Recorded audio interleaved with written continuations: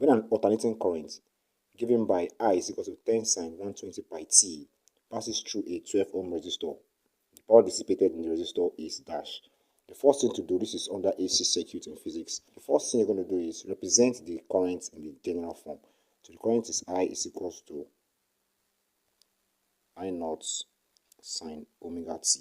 This is the formula for the general form of an AC current. Now compare it with what you are given.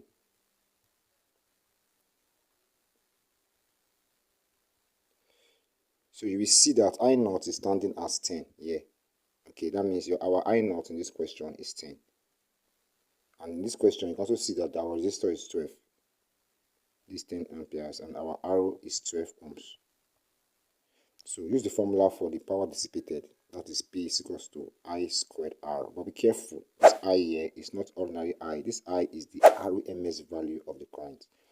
Now, how is this I naught, which is the peak current? How is it related to the IRMS current? They are related like this.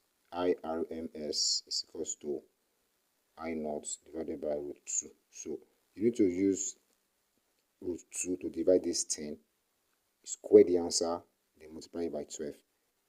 Okay, so let's quickly do that now. So P will just be, so instead of I squared, I'm going to write IRMS now. So that will just be IRMS squared, then multiply by the resistance.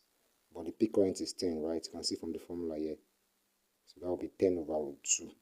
So that will be 10 over root 2. So I'm going to square this now. Now times it by the resistance. The resistance in the question is 12. So 10 times 10, that's 10 squared. That will give you 100. Root 2 times root 2 will give you 2. Then this one will be 12. So those quotes here, this one will be 6. 100 times 6 will give you 600 watts. So the answer to that question is 600 watts.